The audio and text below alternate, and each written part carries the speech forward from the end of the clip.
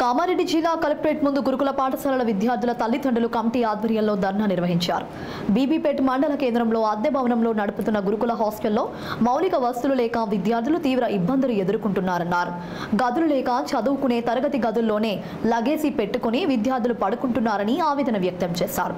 హాస్టల్కి సొంత భవనం నిర్మించి మౌలిక వసతులు కల్పించాలని డిమాండ్ చేశారు.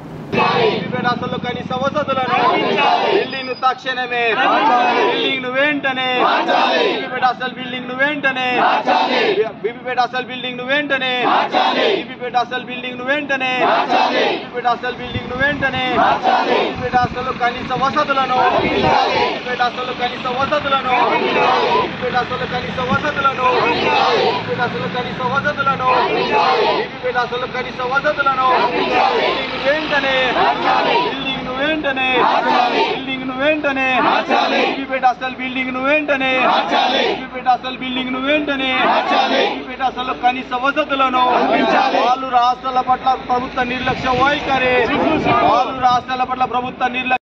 కామారెడ్డి జిల్లా బీబీపేట మండల కేంద్రంలో మహాత్మా జ్యోతిరావు పులే బిల్డింగ్ ను గత ప్రభుత్వం నిర్మించడం అనేది జరిగింది. ఆ బిల్డింగ్ లో దాదాపుగా 400 మంది 430 పిల్లలు చదువుతా ఉన్నారు.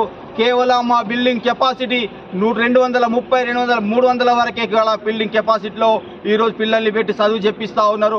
ఒక రకంగా చూడాలంటే సెంచల్ గూడ జైలు కంటే అధ్వానంగా ఉన్నదని చెప్పేసి కూడా ఈ సందర్భంగా మేము గుర్తు చేస్తా ఉన్నాం. అక్కడ కింద పండుకోవడానికి కనీసం నేల సరిగ్గా లేదు, బాత్రూమ్లు సరిగ్గా లేవు, బాత్రూంలకు డోర్లు లేవు, స్నానాలు చేయడానికి గదులు లేవు. 24 గంటలు పిల్లలు కింద నుంచి పైకి నడుస్తూనే ఉన్నారు. మెట్లు తడిచిన మెట్లు ఆరకుండా అక్కడ కనబడతా ఉన్నది. పిల్లలు ఇప్పటికే అనారోగ్యాలకు పాడై అంటువ్యాధులకు పాడై పిల్లలకు కావచ్చు తల్లిదండ్రులకు కావచ్చు అందరికీ సోకి 1000 రూపాయలు ప్రభుత్వ గవర్నమెంట్ హాస్పిటల్లో కావచ్చు ప్రైవేట్ హాస్పిటల్లో కావచ్చు 1000 కొద్ది ఖర్చులు పెట్టి పిల్లలు మేము అక్కడ చదివిస్తూ ఉన్నాం. ఒక రకంగా చెప్పాలంటే దీనికంటే బాగా ప్రైవేట్ స్కూళ్ళలో చదివించుంటే బాగుండేదేమని చెప్పేసి కూడా తల్లిదండ్రులు భావిస్తూ ఉన్నారు. ఇప్పటికైనా ప్రభుత్వం ఆలోచన చేసి కనీస వసతులు గల బిల్డింగ్లకు తరలించాలని చెప్పేసి కూడా మేము సందర్భంగా గుర్తు చేస్తూ ఉన్నాం. కనీసం పిల్లలు అక్కడ ఆడుకోవడానికి వాళ్ళ భోజనాలు చేసిన తర్వాత విశ్రాంతి తీసుకోవడానికి కూడా అక్కడ స్థలం లేని పరిస్థితి. పేరెంట్స్ సెకండ్ సండే రోజు పిల్లలకి వెళ్ళి భోజనాలు చేయిస్తే కనీసం కూర్చుని పెట్టి 4 మాటలు మాట్లాడి పిల్లలకు భోజనాలు నిలిపించే సౌకర్యాలు కూడా లేని పరిస్థితిలో ఉన్నది. అక్కడ కొంతమంది లీడర్లు వాళ్ళ ఆర్థిక లాభాల కొరకు రాజకీయ పబ్బాల కొరకు ఆ బిల్డింగ్ని అక్కడ ఉండాలని చెప్పేసి అధికారుల మీద ఒత్తిడి తీసుకొస్తా ఉన్నారు.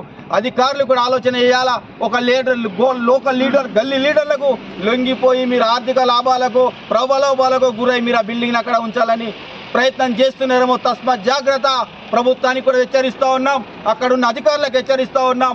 400 మంది పిల్లల పేరెంట్స్తో ఖచ్చితంగా కలెక్టర్ ఆఫీస్ ముట్టడించి మీకు గుణపాఠం చెప్తామని చెప్పేసి కూడా ఈ సందర్భంగా గుర్తు చేస్తున్నాం.